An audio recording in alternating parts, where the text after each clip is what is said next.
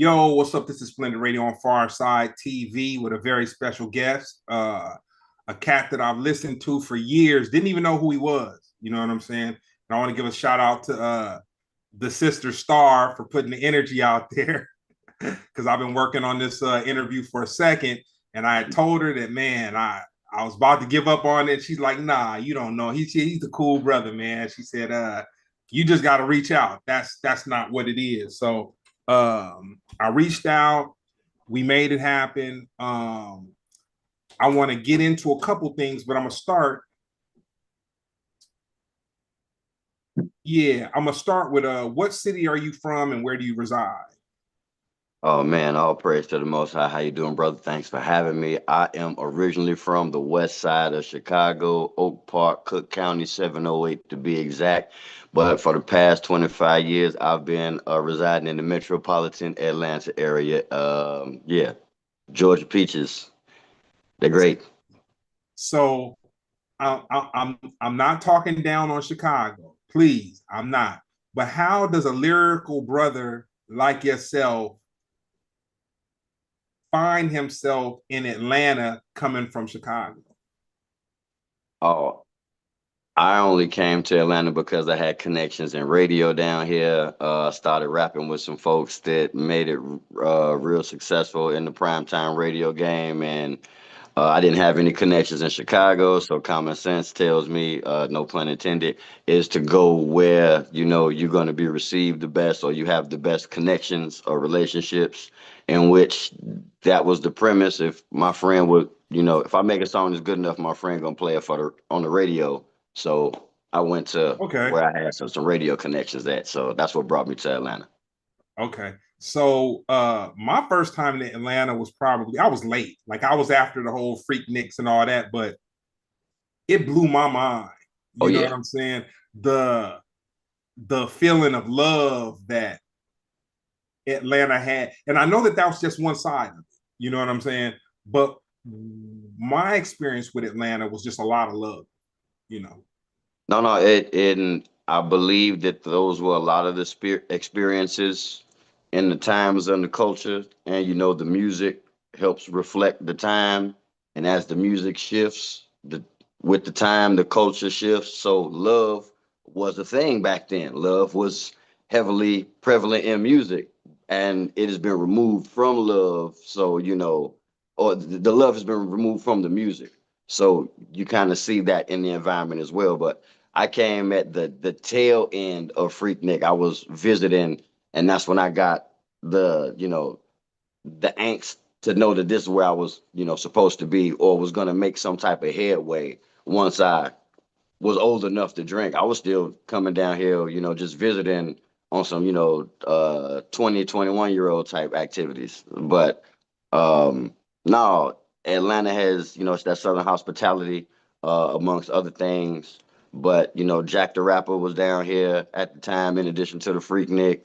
Um, um, the music scene, as far as the variety, and what was being accepted at the time, it was more of a collective, more originality and accepted creativity. So I too am a big fan of those times, my brother. Big fan of those times. Okay. So I'm gonna say this and I'm gonna keep it brief and we're gonna have to the interview. So my first experience in Atlanta, we ride in on the tour bus, we come Mm, to the venue. Drez the Beatnik was there. He was mm. emceeing for the night, whatnot, the beret and the Cub Scout. He had the Cub Scout Yep, situation and the beret and whatnot. And yep. then one of the popular rappers at the time came through. He came backstage. And so we were all kind of like, damn, he really showed up. Like he came through the sound check. But the funny part about it, he came through. Hennessy was dranked up and consumed. Smoke was smoked up into a puff of smoke. And like a Tasmanian devil, he turned around and whipped up out of there.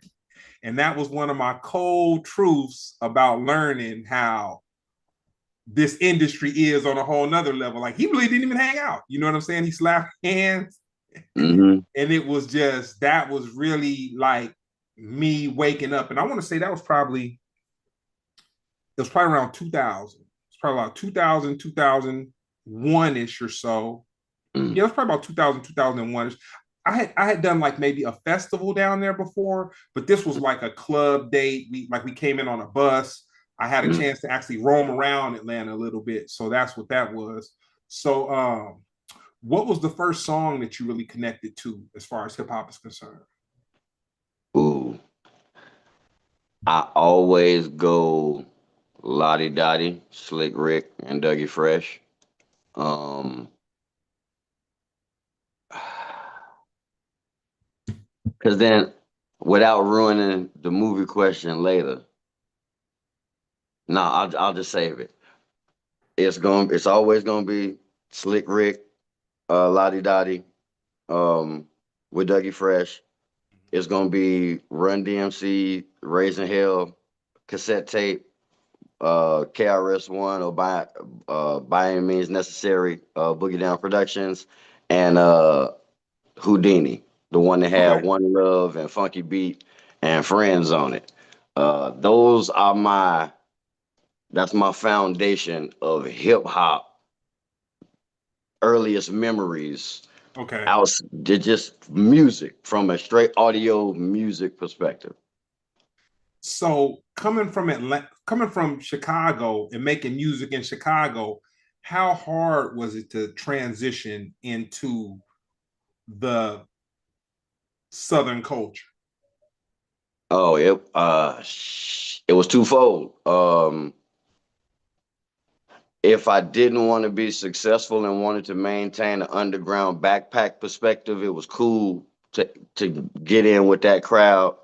But because I came up with DTP in the Ludacris camp, and he had the major label situation and plugs with the radio, the idea to make music that crossover or appeal to a larger market that will garnish more attention from a corporate sponsorship or something that will fund the budget. It was always towing the line to create a product that would give you the success needed to have longevity in the music game. So it was difficult to do all that shit that I just said because I had to learn the music business side of it. But when I came down just being straight hip hop on the music side, it's always love. But to sell that music or to sell that image, that's where the main difficulty really Yeah. kicks in. To sell my brand, now I have to assimilate to my environment. I can't have the fatigues and the goggles on and shit. And when I moved down here, because it's all about white tees and flip flops and socks or jabos and Air Force Ones and just that whole early 2000 image and even the verbiage that went with the image. So I think that was and I wanted to be successful. So yeah, that shit it was difficult to navigate. Okay. Nah, I get it. I get it. Um, you know, Chicago is cold, man. Chicago. Absolutely. I mean, I've been in Chicago and wearing a heavy jacket and jeans and felt butt naked. That hawk cut through the denim. Oh yeah. it, You, it cut you, through the denim like it wasn't nothing. So as far as I guess like the environmental change, how was it acclimating coming from a place that really didn't have seasons to a place that does have seasons? oh no, that was one of the best parts. It's like having ankle weights on when you're practicing, and then when you get in the game, you take the ankle weights off. Okay. Because of the climate or the lack of hawk and Mm-hmm. winter, it it allowed me to stay on my grind more or to be more active because normally folks go into hibernation when the winter come, but a winter down here wasn't a real winter to me when I first came. So I could just, be more mobile or just really just taking advantage of that good energy, that good sunlight, and really just moving amongst that hotter climate vibration. Like people don't consider the little nuances of things like that, Mm-hmm. but they play a major part into um, the variables of creating anything. So I consider the weather and the environment very key down here for really, if I'm a farmer, I get more time to get my harvest together, to get my Mm-hmm. crops. So it's always a beneficial when just nice environment, nice weather. You know, one of my experiences that kind of parallels that, uh, I remember being in London, and uh, it might have been some Gorilla stuff. I'm almost positive it was some Gorilla stuff. And after a show, we went to this club. And so it was about maybe 2 o'clock in the morning or so. And it was cats in the club doing business. And they were like dudes that worked. I guess this one guy worked for an investment firm or something like that. And he had some partners with him. And they were like doing business at like 2 o'clock, 3 o'clock in the morning. And they were going Mm-hmm. to be in the office the next day at 9 o'clock. And I remember saying to myself, man, I'm not hustling. You know what I'm saying? Yeah. like I'm not hustling. And then New York is a slightly watered down version of that, or I won't say watered down, but it's a version that might not be as extreme, or what I experienced wasn't extreme as London.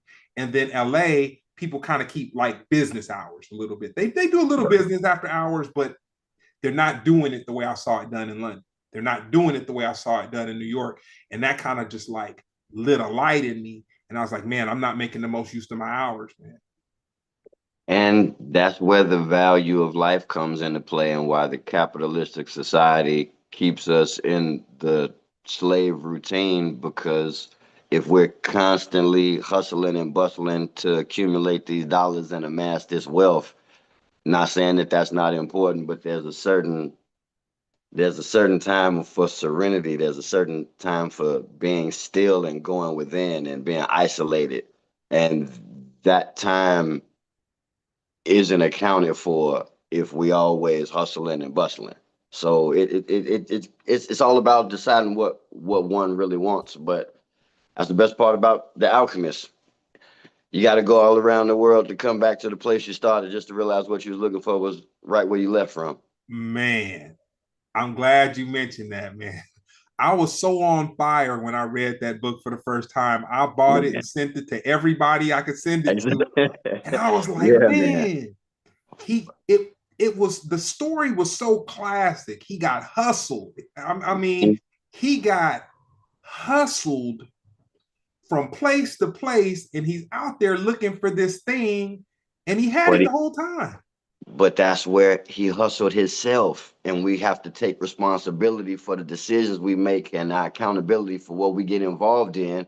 Because if we have patience, which is a virtue, take deep breaths and go within, all the answers that we need are within. Every answer we have, we already have it. We just don't think we do, so we go looking for it, like looking for love in all the wrong places. We just need to be still and vibrate, and then we get in alignment with things that it come to us magnetically. That's the law. It upon vibration, we're going to call it into existence because that is the call and response for the frequency of the antenna and the attraction. All we have to do is, you don't catch the butterfly by chasing it. You have to hold your hands out and be still, and the butterfly lands. So that is the key to all life that I've Nah, learned anyway. That I've learned. hey man, like I claim Star as my sister, I'm claiming you as my brother, man. This is a cool conversation. We're gonna get into some hip hop stuff, but we building up to it. Cause like I said, I want to show the journey. Like to me, where a person is very important, but more important is the journey. Like, how did we get Yeah. this person, that we have? So, your favorite hip hop movie? Oh man, it's a tie, and everything is broken into categories. I cannot, like, the yin and the yang is the black and the white, but the white got a little bit of black and the black got a little bit of white, but that duality together is what makes the whole. So then to separate that is fragmenting existence, or it's fragmenting life. So I don't like the fragment, but so the duality. Beat Street, because Beat Street shows from the ground level how hip hop came together in different elements. You had the DJ, you got his brother that break dance, you got the dude that wear the hat, walk around with the briefcase who handle the business. You Man, got Raymo who do the graffiti. There were all these different elements of hip hop that didn't know how to monetize itself yet. And it came together to monetize itself. And that collective with them, they came together for Raymo's death. Ultimately, that is the togetherness that is needed to build the empire. That's how I saw it growing up. Same thing with breaking, but I don't count breaking. Breaking don't count. B Street and then Crush Groove. When what Russell does to establish the record label. Now, B Street is establishing hip hop to monetize it. And once it's monetized, now we need a label. We need a legitimate business and how to operate it and run it to where we are monetizing our creative efforts. We're monetizing our intellectual property. So Russell going to ask his daddy for money in the church, for his daddy to say hell no, for him to then, go end up asking the con man or whatever, the pimp dude, to where now he owes somebody, he getting beat up for not paying back the money. yeah. To then, the different record label stuff that was going on, to where Run is his brother, but now Run DMC is not signed to the label that him and Rick Rubin put together. Like, all these things in the establishment of the business are very important to me in the adulthood. So I look at Beat Street like my childhood, and then Crush Groove will be my adulthood. Graduation. So yeah, but collectively, there is no one without the other, because they only like a year apart, and I got them both at the same time. So there is no, I can't separate those two movies. Okay. So Beach Street. Beach Street was so monumental, man. It was so the foundation, the battling, the big brother, younger brother, that whatever. Ray Don Chong, Heartthrob, the younger version of a Heartthrob, and then in Crush Groove we get Sheila E. Which, oh Man, man, man. what kind of threw me with that though? Ah man, I felt bad when was it? I forget who she. Russell smash and Run was was Yeah, heartbroken. that was whack, man. Ron was trying. He was trying, and yeah, Russell snatched it up. Well, I mean, you know, no homo, but Blair Underwood was playing Russell. So I mean, if we like, if Russell would have played Russell, Ron would have won. But I Yeah. mean, Blair Underwood was playing Russell, so that's where it's like, what certain things had to be maintained for script purposes. It's Yeah. entertainment, but Russell groomed. Excuse me. Run groomed Sheila. Run did everything. He got her to the Run just point. Yeah. Yes. Run just didn't know the business. Yeah. And that's where, when B Street came out, I was dancing. Okay. I was dancing. When Crush Groove comes out, I want to rap, but I'm too young to rap, so I'm not thinking about it. Okay. I'm not focusing on it like that. But when B Street come out, I'm doing all the dance, or for the most part, I'm imitating all the dances that I can. And then we rap along with everybody that came out. Like when Revenge of the Nerds came out, it was a rap at the end of that. Like every movie from the 80s where they were banking off of the success of hip hop and adding a rap character or a break dancer or something to a movie. Anytime it was some rapping, I learned that rapping. If Johnny Five was rapping, if it was Frankenstein was rapping, it didn't matter. As a kid or a child growing up, I learned those raps, but we don't have the creative mind to express ourselves verbally. That's something that happens once we grow up and mature. But B Street ultimately is going to be number one because dancing. Like, we all started off dancing first, especially in Chicago, house music. Man. I'm my musical palette is so all over the place. I listen to house music, I listen to E40, and then I Mhm. listen to the Dooms and the Rap Bus and everything. I It's just like supposed good to be. music, man. That's a good collective. That's a good roundabout palette. Yeah, no, and you know what? I feel bad because a lot of people, and you understand it. I think you'll be able to. The genre of hip house, man, I feel like it never got the light shined on it, and like it wasn't. It's kind of like something that came and went, but people don't understand that it wasn't just about the Jungle Brothers doing a song. Like hip house was a thing. You know what I'm saying? Like it was a movement the same way that we've had so many other movements. And I just feel bad that people really can't use it as or let's say the majority can't use it as a point of reference the way that I can look back and say, man. Hey, I'm actually glad that you said it because being here in Atlanta, I've seen the transition of music because I was able to pay attention to it more as being involved in it. But it from the trap rap to the crunk rap to the snap rap to the mumble rap to the like I've seen hip hop just here in Atlanta over 20 years go through multiple different phases. Mm-hmm. So then to even for you to the hip house, like I didn't like give me body, don't like Kim Queen Latifah had house Yeah, records, MC Light had house records, yeah, just like house records was the thing. Like and I didn't think about it until you just said it, that it has its place, but it's gonna take, folks like us to bring it back or remind folks because like I said, I just watched 20 years or four different, at least Atlanta versions of music transition like that to where if it ain't us that bring it up, it'll be lost in translation. So keep yeah. bringing that up, man. Yeah, keep that fight alive. Cause Oh ooh, no, man. I listen to hip house every weekend. So uh another thing, um, when it comes to you finding new music, what medium do you use to find new music? Is it Spotify? Is it YouTube? Like how do you seek new music out? Or is it just stuff that comes across your Instagram? combination.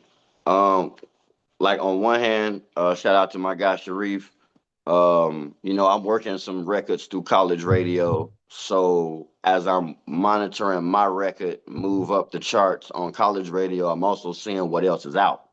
So then when I see, certain songs, some from J Scott the Illest, some from J Live, some from DJ K Rec, just different artists. And then, they got different features, or, like I see some featuring 38 Special, or I see some with Ransom, or, RJ Payne, or something like that. I'm like, ooh, let me check that out. Ooh, let me check that out. So college radio, one. Okay. Um, and then certain hip hop sites. If they post in somebody's video or a song that just came out, or and then various artists that I follow who are still active, past and present. When they just drop projects, like Exhibit just put out Oh yeah. a fire project. Um, Snoop just put out a second project after the Dr. Dre Right. joint. Yeah. Um, so just in that realm, RJ Payne just put out another project. Bronze Nazareth Terminology dropped something. I mean, it's so much. C Red just put out something with Agent M. It's so many artists that I'm cool with that I pay attention to. I guess I'm just in the know. But Okay. before it was a little difficult when I wasn't paying attention. It was harder to find newer music. I just kept listening to the same old stuff over and over again. But when you're moving and shaking, a Rolling Stone gathers no moss. So I get a fresher palette because I'm mobile, more mobile than I was. But yeah, everywhere, everywhere. Like, where do you get educated? Just in school? No. Where do you get the word? Just in church? No. If you're conscious and you aware, you get it from everywhere.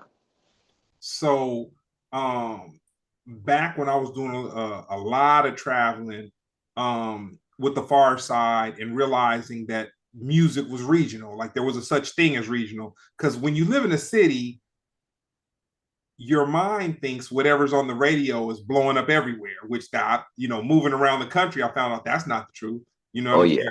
You can have something bumping in LA, they're playing it every 30 minutes, cycling it, but then you go to Las Vegas and it's not being played at all. So I say that to say one of the greatest things that I ever saw happen was the South sneak up and take it from everybody. It was amazing to me. I did not, I would have bet everything I know it wouldn't have happened. It was like, okay, the West Coast was blowing, New York was blowing, and the South came from nowhere, and they ain't stopped. They ain't stopped. Well, yeah, you're right. And as much as I love it, it was great. I also think about, I mean, hindsight is 2020, and I got information that allows me to look back and help to see how the transition got made. Because everybody keeps saying, why does music not have soul, or what's wrong with the music today, or why is people not as original or whatever. And you could trace it back 20, 25, even 30 years. You could watch the degradation of it because of corporatization, because of maybe private prisons, and how if our society listens to a certain type of music, that music influences us to behave in a certain way, and then that behavior ends up lining the pockets of people who don't have our best interests in mind. So then more and more music that influences us to behave in a way that lines the pockets of people who don't have our best interests in mind keeps being pushed to the forefront. And a lot of folks down south was making music or pushing agendas that didn't necessarily have the best behaviors attached to it. We coming off of, like, once again, when it was Public Enemies and NWAs, it's like, all right, cool. But then when there's no Public Enemies and 7 NWAs, 5 2 Live Crews, 13 Too Shorts, and 7 Yeah. Ice Teas, it's like, hey man, wait a minute, what's happening? No What what balance. what is happening? So I understand that that was intentional. That was a shift. And like, I mean, they gave Cash Money $30 million. Man. I mean, you know what I'm saying? I like, no matter Man. what, they gave Cash Money $30 million. So, Yeah. but but when I left Chicago and came down here, everybody had an MP in their closet. Everybody had a studio somewhere. Everybody was working. Everybody was entrepreneurializing themselves independently, moving their bar at their own pace. And that was very impressive to me, as to where up north, everybody kept going somewhere to try and look for somebody else to do something for them.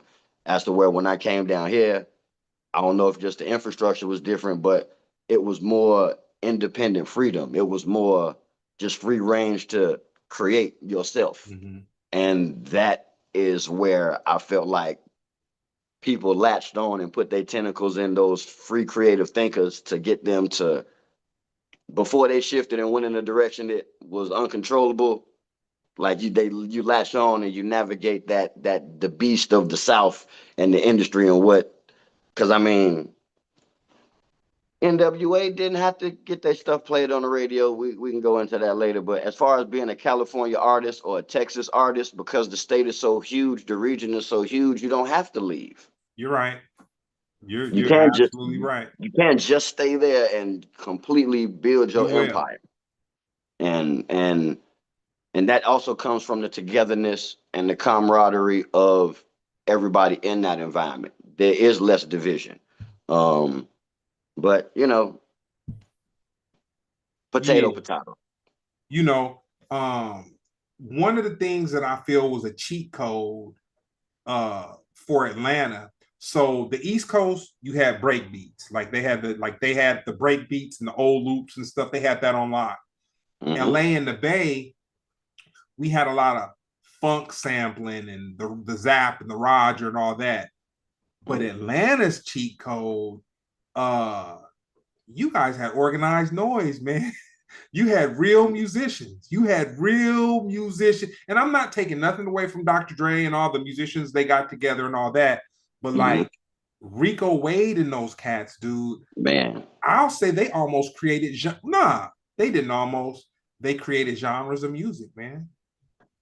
They really created genres of music. you are 100% accurate. And shout out to Ray Murray, shout out to Rico, shout out to Sleepy, shout out to Organized Noise as a whole, shout out to the Dungeon family. Um,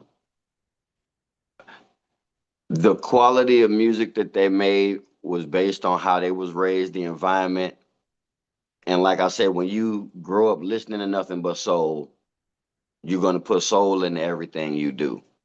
And the way you named it, you did it in order.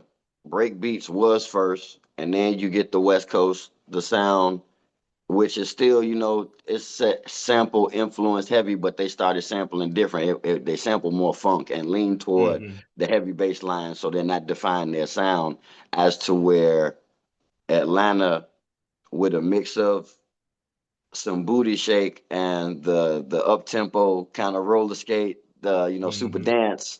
Um, you take the East Coast beat break influences, you take the funk bass from the West Coast, and then you mix that, you fuse that Southern oomph with it, and then that's how you get those Goody Mob. That's how you get that Southern playalistic Cadillac music. Man. That's how you get these original sounds that seem like handcrafted and carved to perfection. It's like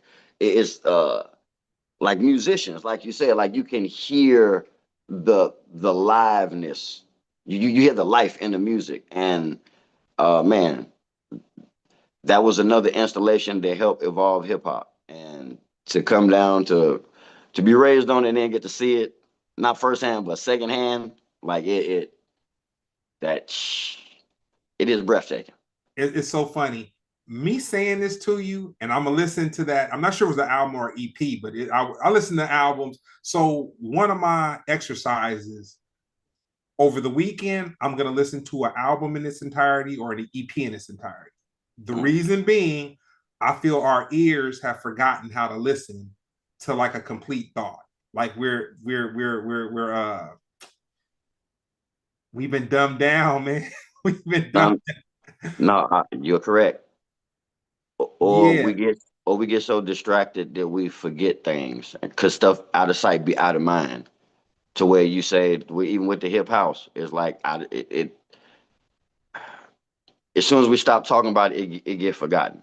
Like our history, like our true identity, like the lineage of stuff before slavery, like all this stuff, which is why it's up to us. It's imperative that we continue to be the orators of our story.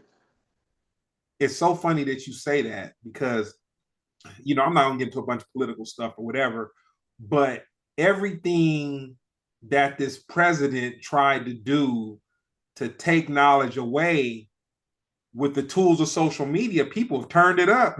They've turned it up 1,000,000%. So okay, that's the benefit of Republicans. Republicans that take stuff away and make it so that you now have to fend for yourself, and in that you find empowerment because you are doing for self. If somebody was to keep giving us, it keeps us in a comfortable position to take what they give us, the pacified, whitewashed version of what they give us, as opposed to doing our own work and due diligence and finding the truth and the necessary story and history that we should, predicate on a day-to-day basis. Hey man, Black history ain't stopped. Like it was okay. So we had it in February. It seemed okay. So we had it in, but it ain't stopped. like it's been Black history every day. As it should, which is why taking it away, when you take away somebody's crutch, then they're forced to walk, they're forced to develop the strength on their own two legs, which now makes them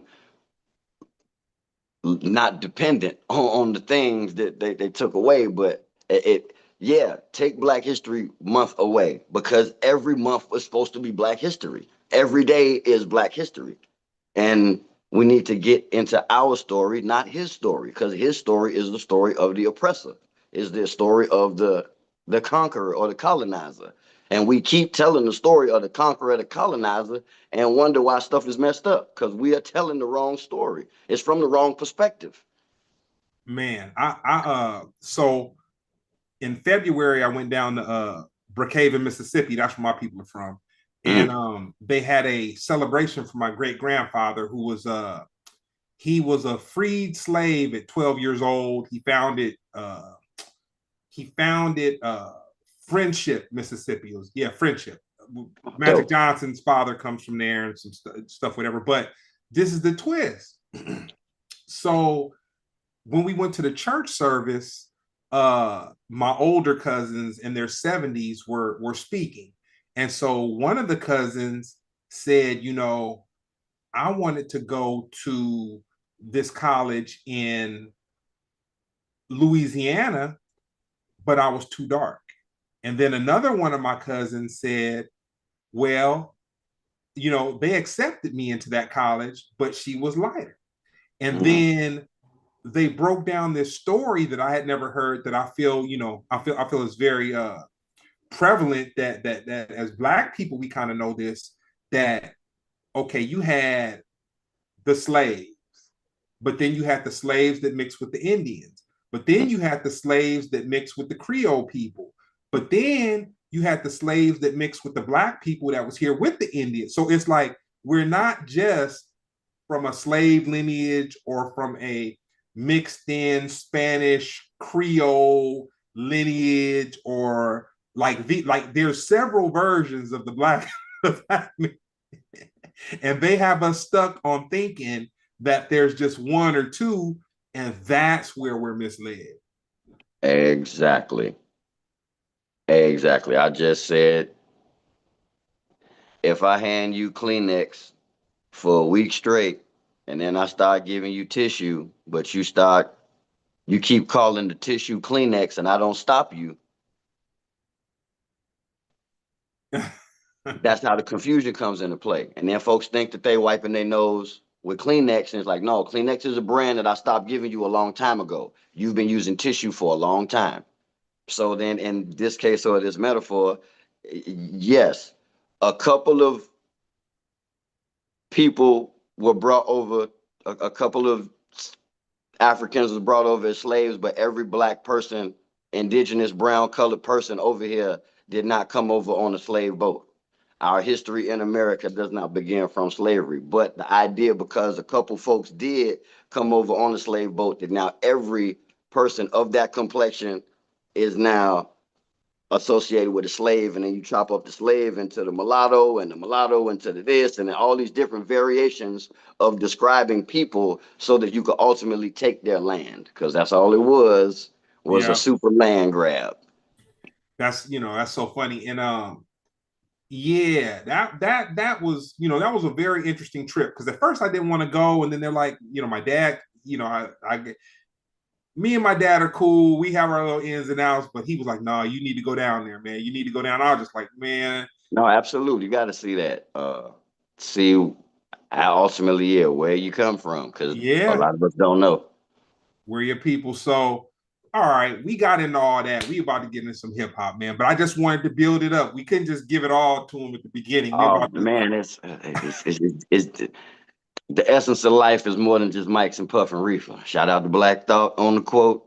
yeah. Because yeah, it's all hip hop is collectively all of it. So we ain't got to leave out no portion of it. It's all hip hop. What was the soundtrack to your junior high school, middle school experience? Some New Jack Swing something. Probably Bill Biv DeVoe tape. Poison right after they first album when they separated from New Edition. Could have been Bobby Brown, My Prerogative. What else? The Ninja Turtle soundtrack. Some MC Hammer. Could have been some Vanilla Ice. Uh, yeah, them was the tapes I was buying in junior high. Like I said, in Chicago, I got my I'm Kid and Play. We like everything is house party. We are dancing. We got button down rayon shirts and patent leather shoes with the little metal buckles on them. Yeah. Like everybody got fades. I'm looking to get to an age where I can get my name cut in the back of my fade because I wasn't allowed to get my side shaved too low. Growing up, I couldn't get a bald fade. Like my mom and pops was completely against it. Uh, but no, I was in the purest essence of childhood, like writing just adolescence, learning like girls and come on, man, what's out? Like MC Brains is out when I'm in junior high, and just the New Jack Swing era was real big. House party era, those um, that was the biggest for me was stuff that we could dance to with the girls at the house parties. You know, it's so funny. So that got me reminiscing. I was 13 years old at a cousin's birthday party. A couple adults there to supervise, but it was, you know, Mhm. neighborhood kids and everything. Atomic Dog comes on. Everybody is freaking. My mind is blown. These George Clinton bass lines and Mhm. synthesizers, male Mhm. female interaction, one on Man, one. man, nothing like it, especially first time. Ooh, good lord. Yeah, yeah, no, those are definitely the days. So I'm gonna shout out a couple people real quick. What's up, Silver Souls? We got the homeboy Ben Frank. He always holds it down. We got Verbal Slick. Oh man, Verbal Slick is he's so much, man. We'll call him a creative director. That's the thing that will encompass most of what he does. But yep, and then we got Farside TV tapped into the chat. You know what I'm saying? They checking it out. But I just always give love to the people in the chat because they could definitely be doing something better with their Tuesday nights than watching me and Four Eyes and me fan out over this dope MC that we about to get into. Hey, well, the game over with. You know what I'm saying? Everybody got to take some time to refresh they palette when it comes to just good hip hop information. And where's a better place to get it than here? So tell me this right now, if you had a record budget and you could have two producers produce a project for you, who would those two producers be? DJ Premier and Bangladesh. All right. That's a good one. Oh Yeah. yeah, always DJ Premier just by default, and then uh Bangladesh is my guy. We go way back to DTP days, but his sound has always been, or like his sound is his sound. And I Mhm. haven't done anything with him yet. That's the other thing. I was trying to name somebody that I have not worked with yet. Okay. That I want to work with. It's so many folks that I have worked with to where it's like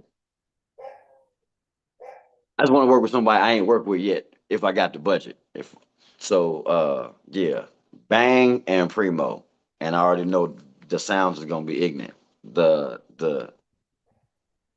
animated uh orchestra that will pursue with me being in the room with both them cats. Yeah.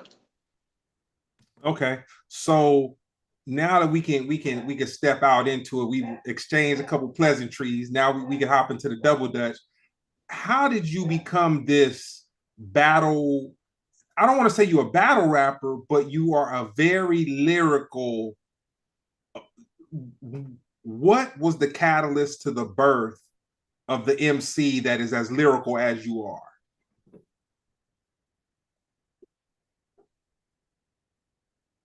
Like if you could say, like how people get their growth spurts.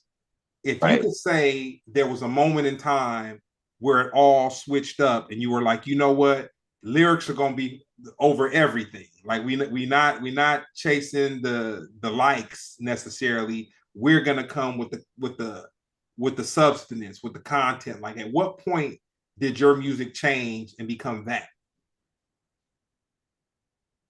It's 90 when I came back from Atlanta. Oh, so let me back up. So I first started rapping my freshman year of high school, 1992. This when Ludacris still lived in Chicago before he moved to Atlanta. We started a group. We started rapping, and his dad lived in Atlanta. So this after Crisscross, this after ABC, another bad creation. So we teenagers, we like, yeah, we're gonna go to Atlanta and get discovered by walking around in the mall. So we need to go visit Chris' dad for the summer. So that was the plan. Summer of '92. Um, when I come back to Chicago from that summer trip, there is a AM radio station called 950 AM, and they played nothing but hip hop.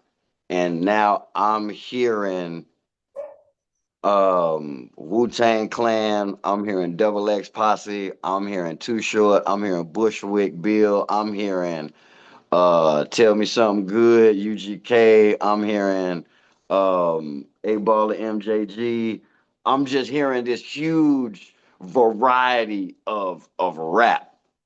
But I had already got that from Yo MTV Raps and BET, MTV. Two things in particular. Redman's verse on Headbanger and Inspector Deck's verse on Protect Your Neck. When I hear these two verses, I know I have to change my style. It's not that I had to change it. I just knew I had to be that good. If I was going to keep rapping, I have to be that good. My level of punchlines, my level of line for line, my level of wit, my level of humor, my level of entertainment and comedy, my level of pop culture reference, it has to rival Redman's verse on Headbanger and Inspector Deck's verse on Protect Your Neck. And we could throw in whoever else after that. But ultimately, for what I look to create is how I felt when I heard them two verses. I ain't talking about the beat. I ain't talking about the hook. I ain't talking about the song. I ain't talking about the video. I'm talking about when I heard Redman say, because I freaks the style crazy. When Inspector Deck says, swinging through your town like the neighborhood, Spider-Man. He didn't have to say Spider-Man. He didn't have to do it like that. Saying goodbye like Tevin Campbell. He didn't have to say it like that. He is harmonizing. He is incorporating the song or the melody of how you remember it in the verse. So that is what I always look to do when I rap. So that is my steroid shot, or at least seeing somebody do some kung fu and it's like, okay, my kung fu is finna be like that. Okay. So now I gotta go back and I gotta give her praises. I'm probably gonna be praising her to the end of whatever. But Good. the homegirl star. Woo! Yeah. To me, she is, and this isn't a comparison, but this is just my personal, like what I feel. If people like Rhapsody, they need to go back and listen to Star. And it's not a comparison. It's not one is better than the other, but Star is that female, feminine energy, no weirdo, very strong on the lyric MC. And that's just like, you just really don't see that, man. And you haven't seen too many of them. You've had your Bahamadia and you've had a couple of very MC Light, your Queen Latifahs. I put her up there with all of that. You know what I'm saying? She doesn't have a gimmick. There is no gimmick. There is no crutch. It's just you being the male version of the MC, her being the female version of the lyricist and whatnot. She's all of that. So how did you meet Star? I'm glad you asked, because I was about to tell you if you wasn't about to. I was, man, when I first moved to Atlanta, like Chris worked for the radio. They playing all type of hip hop, but it's Lil Jon, it's Pastor Troy, it's the Young Bloods, it's the crunk scene is heavy down here. And the southern music. But as far as hip hop, it was a rap battle that I went to. I can't remember I don't think I was in it, but I just went to it. Um, but I met Star there, and it was only because when I'm used to everybody just rhyming outside the concert, before the concert, after the concert. We downtown at the Ferris wheel or whatever, and it's just ciphers. So when I come to Atlanta, I'm looking for that. When I come out of the Somber Reptile for this event, Star is just in the parking lot with like it's just two other girls standing with her, but Star is just so like Method Man by herself. I'm just like looking like, man, who is this chick? And she's just spitting. She doesn't care who's listening. And I walk up and it just, hey, yo, like, just apparently, like, yeah, this is what I'm looking for. This is what I'm looking for. Okay. And from there, we've been vibing ever since. She put me on so many things because she had been down here way longer, and she's super dope. She's a goon. Uh, so, but no, I met her. She was literally the very first person I met when I moved to Atlanta, and for her to invite me to be on the Doom song with her, which, helped establish me in the hip hop community in the way I was looking to get established professionally when I came to the A. Like, everything happened for a reason, man. They ain't no accidents, ain't no luck. I don't believe in coincidence. Everything happened for a reason. That's interesting because I got turned on to Doom. Uh, so I was definitely down with KMD. That was, Mm. that was my thing. And then I got little bits and sprinkles of Doom, and I had the pleasure of meeting Danger Mouse, which he ended up getting connecting Brown with the Gorillas and all that. And Danger Mouse was kind of feeding me a little bit of music when he was working on the Danger Doom record. And so I'm the kind of person, I'll listen to what's in front of me, but I go back. You know what I'm saying? Yep. So I knew a little bit about Doom between KMD and Danger Doom, but when I heard Danger Doom, he blew my mind. Just he, I had never heard anybody rap about the things Yeah, man. the way his mind worked. Like I had never heard, and I was drawn to, and then the production level, I was just kind of like, this dude isn't caring about samples. Man, that freedom, that level of freedom is it's the most inspirational. It's the most inspirational because he like if it was a person, if it was a rapper, like in the all the literal sense to where he didn't care about so many things that helped break the mold of whatever standard that people thought was necessary to be an artist or to be in hip hop. So and the transformation, the level of his evolution from KMD to where I feel like I missed KMD or I knew Peach Fuzz, but then I didn't know that that was KMD. But then I knew um, Gas Face Yeah. rap. And then I moved to Atlanta. I win an MC battle. I get a gift certificate to like the Fat Beats. I go get some CDs. I only knew two CDs I wanted to get, so I asked the dudes like, "Yo, who should I get?" And they said, "Yo, you should get this Operation Doomsday."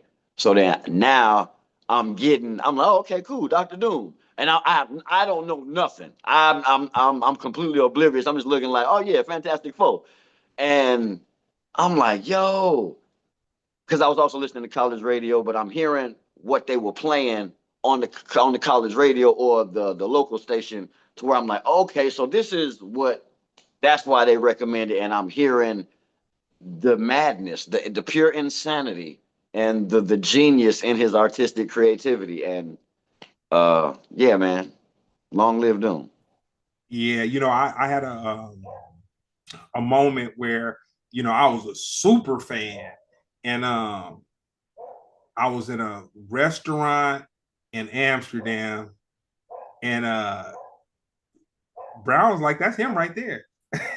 Oh, And I looked over and because, you hadn't, I had never been introduced to him at that point. So he was just like this bigger than life type of thing.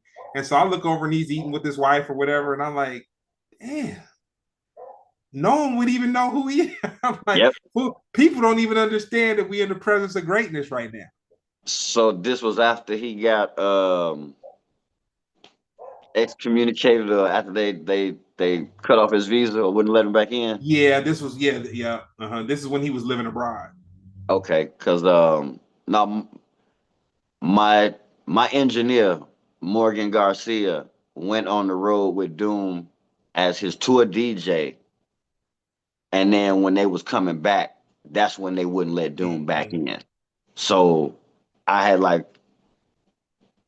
because I hadn't seen him since. That was the wild part. It was like we were supposed to get up Uh, because it was like, oh yeah, like I hadn't built a relationship with him through Star, but my engineer was his man's. Like they had a strong relationship. So I'm just knowing like, okay, yeah, I'm finna get some more beats or do this, that, and the third. I'm finna start working on this, and nothing transpired. But it was just not just you hearing, just you saying it. You seen him overseas, and it's like, yeah, the folklore by then, the Legend of Doom was crazy by then.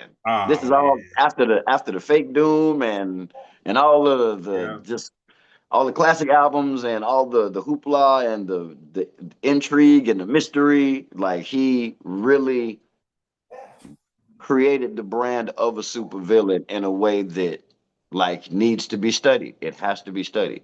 Oh man. And then shout out to Big Ben Klingon. You know what I'm saying? I had the opportunity of definitely building with so the person that booked a lot of shows for us, they booked a lot of shows for Most Def as well as Doom.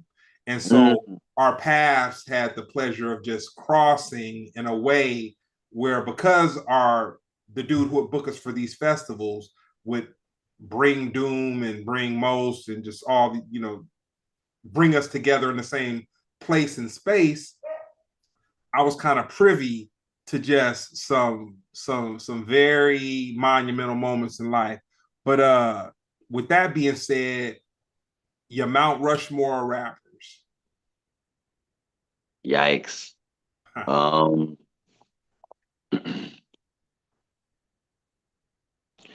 I had it together the other day too. Black Thought. People don't like Eminem, but I'm gonna put Eminem up there. Um,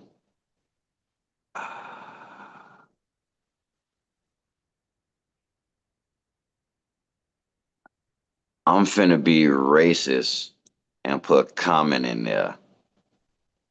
That's that's it's almost Chicago favoritism, but at the same time, when I go back and listen to Common, I realize how much of my style I got from Common too. Like Common metaphors, similes, wordplay, entendre, just the whole like he and because Common, Black Thought, Eminem, and shit. Um,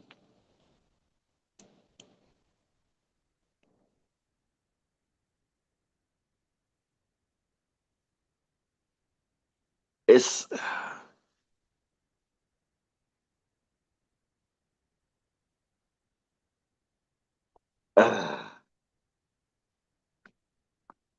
I'm just gonna say Nas just to get it over Yeah, with. nah, that's Just to get it over with. Like I always like we could rock him and KRS One and a whole bunch of other folks who, you know, I like to try and be obscure or weird and use folks that people would never think would have the ability to influence me the way that they did. So that's what I like to do. But ultimately, when it just come down to consistency, longevity, bars, um, presence, um, even impact, it's some folks that they do something so good one time to where it's like, yeah, they've been a bad team for a long time, but that 1 year. So, but yeah, I'll ride with that just to, yeah, just to. It's such a it's such an unfair question on like it's just not realistic. We got to get out of the habit of limiting or compartmentalizing Mm-hmm. to that degree. Like, but once again, it's just that's my four today. It could be four different ones tomorrow. Yeah, I'll say for me, I'll say E40 because I was listening to E40 before he became popular. Like I was listening to E40 in the mud. Like Oh he yeah, I would have fought you. I would have fought you. Yeah, people said he sounded like Woody Woodpecker on I crack, mean, man. I would have thought she was crazy, but that's the younger me, the grown, mature, allowing me. You give everybody the space to be who they are, and then you even see the genius and you see the level of creativity. Man, all the stuff that E40 done inspired, his level of slang and how he's inspired all the a generation, if not two generations of folks. Like, man. He slowed his flow down Mm-hmm. like half speed, and then he became popular. like Yeah. like that's the crazy part. And then I'll tell you somebody else who I think is dope that he does not get the props, man. King Son. You know what I'm Mm. saying? King Son. I'd have to throw King Son up in there. Um, it would be biased because he was a very uh, good friend and confidant that he grew into, but Dave from De La Soul. I'll Mm. say Dave from De La Soul, and not to take anything away from anybody else in De La Soul, but Dave, to me, the way that he did what he did was there was something very special to it. There was something very special. And then last, I would say the person who influenced one of your Mount Rushmore people, Big Daddy Kane. Uh, Oh man. Big Daddy Kane. The way he did. When I heard Big Daddy Kane, it was almost as influential to me as hearing Rakim the first time. It was like you're hearing these people, and that was at a point in time in hip hop where everybody had their own style, man. It wasn't you weren't hearing everything sound the same. Like these people came with their own thing, and that was their thing. That was their thing. Yeah. No, you 100% accurate. Um, when I'll never forget Big Daddy Kane and Rakim being out at like the same time, and whether it's Smooth Operator or what was the other um No Half Stepping. Yeah. I see that video and Rakim Microphone Fiend back to back, and like, yo, that's the best segment in the world to me. But then go listen to all them records now. And when I rap Big Daddy Kane lyrics and I rap Rakim lyrics on Microphone Fiend, I hear what everybody was talking about when they said when Rakim came on the scene, how he shifted the polarity of rap music. I can hear it when Oh, I'm rapping. I'm like, damn, this is 87, or this like this 88, he's snapping. And it's it's how I understand or I see, when folks talk about Dr. J and I was like, yeah, but Jordan, and I go, oh, okay, I see what y'all talking about. I went and watched. I never watched Dr. J, so it's different. But Rakim and Big Daddy Kane, without knowing what I was listening to, I just loved it. But then to be a carpenter and to go look at their past carpentry, I could see, oh, that's how he laid the carpet. Oh, that's how he do the roofing. Like, oh, I can see the level of their craftsmanship because I too am now a craftsman. And yeah, Big Daddy Kane is that dude. all right. So now we're gonna get into a little bit of contemporary. cancel culture. Has it gone too far? I mean,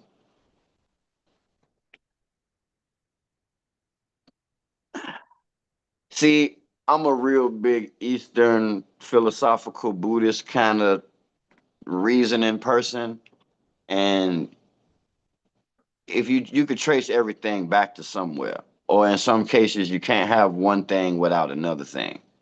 So, um, cancel culture is still it's just a form of modern day lynching.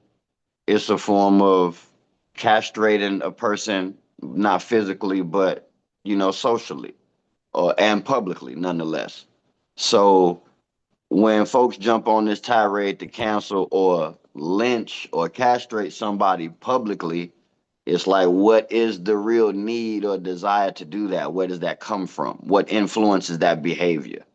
So yeah, castrating somebody publicly has always gone too far. That's not necessary. But that's also the way of, your crusades for Christ, your Spanish Inquisitions, your this, that, and the third, historically speaking. We just repeat the same behavior of the ruling class. So Yeah. Yeah. it always goes too far, but it had been too far before it even got here. Um, It's just another way of control, and that's all everything was another way to control. Like the record labels losing control with, the Napster and the streaming or whatever, or the bootlegging. So now they came up with streaming. So we don't even know how to profit from the music the same way we used to when we had CDs. Or anytime that they feel like they losing control, they implement a measure of control. And cancel culture is just another form of that. Hey man, iTunes was the death of it, man. People are Man. not people. They won't want to admit. It's like pork. Shame on me. I taste on that hog, and I know how wrong it is. But it's Yeah. like, man, Apple was the death of it, man. Apple was the death of it, dude. The MP3, the whole like all of that. It changed everything. It changed everything.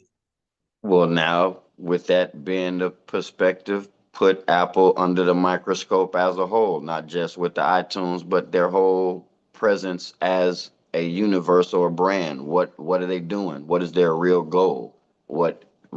How much does it really benefit us as much as it may be convenient? If the And convenience is going to be at a detriment to the longevity or the essential fabric of who we are, then we don't need it, or it shouldn't be added or adopted. But the E God, man.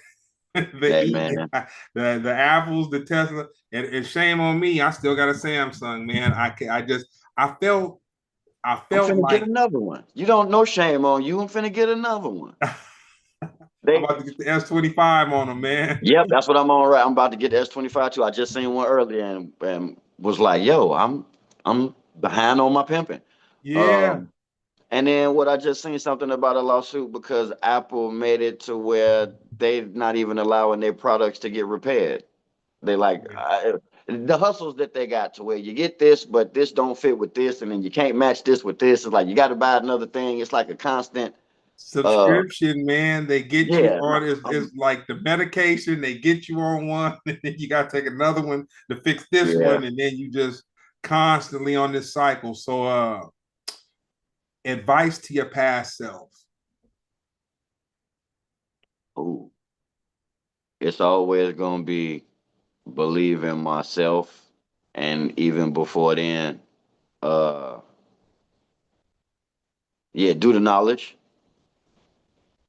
and then when knowledge itself come, but then knowledge is also understanding that we are one with the Most High, most of all, Almighty Supreme Creator of the universe, as He exists within inside of everybody in the center of their being. We all made up of the greatness, part and parcel to the Most High, to that source energy, that infinite intelligence, and it is always at a beck and call, right at our fingertips. Um, the sooner I would have tapped into that, the better off I would have been. But it took me a while to get there. But like I said, ain't no such things as accidents, ain't no coincidence. I don't believe in luck. Everything happened when it's supposed to happen. But nonetheless, the message would always be to tell myself to go within as soon as possible. The sooner the better. Once again, I'll talk about my pops for his shortcomings, but I'll give him his props when they're due. This is very cliche, but very true. When the student is ready, the master will appear. You know? So, absolutely. Like, and seeing is believing, but you won't see it till you believe it. That's a fact. That's a fact. The best Those are advice anybody's ever given you. Ooh,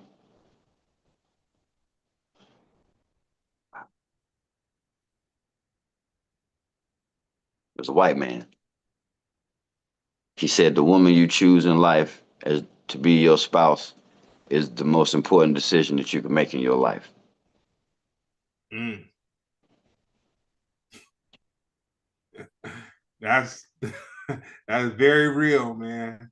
That's very we don't like to accept the truth a whole lot of the time, but that was some Man, truth. That that's why I wanted to point out the color of the man that said it, because like, yo, it's certain gems that we as a people, if we get them early, we do yeah, better off.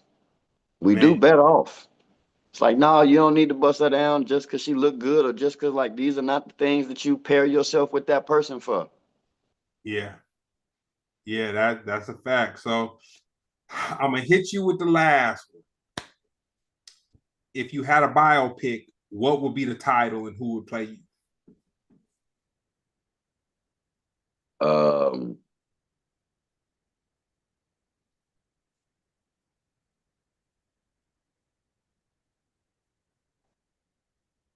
is this on like radio? Like We on Facebook. I mean, not Facebook. We on YouTube Live.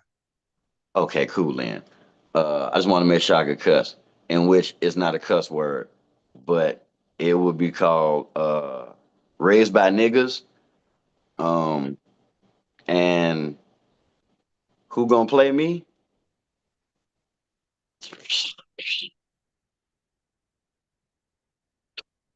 I don't know. Somebody from Stranger Things, little black dude from Stranger Things. I don't know. Ooh, I got to find somebody age wise, or I could just be ridiculous and say Michael B. Jordan. I'm gonna have Michael B. Jordan play me, just so yeah. People love sinners, so they won't matter that this movie makes no sense. It'll just be yeah. It'll just it'll just have all the right stuff in it, and people will be happy. Nah, that's dope. Well, nah, dude. Where can they find you Oh online? man, you can always find me in your search engine, whichever, Facebook, Instagram, Twitters, TikToks, the number 4IZE, Okay. it'll pop up. It's all Four Eyes Raps, Four Eyes, it's Four Eyes. As long as you put 4IZE, you can put the dash or the hyphen in it, 4-IZE. Either way, you're gonna see this Snoop Dogg looking ass face. You're gonna hear all types of good music. You're gonna see videos, uh, merchandise, uh, freestyles on social media platforms. It's a plethora, an assortment, a multitude, a cornucopia of stuff out there where you can just get more of this good hip hop. Nah, that's dope. And this episode has been brought to you by CH1 Media. We provide sticker printing, t-shirt printing, your paper goods, banners, whatnots, etc. But no, man, I really want to let you know I appreciate this. And once again, I'm gonna shout out our sister because I'm claiming her. I'm gonna shout out Oh yeah, Star because she absolutely, said, "Don't give up on it." She said, "Don't give up on it." So no, man, it's been a dope conversation. A dope episode of Splendid Radio on Farside TV. Peace. man.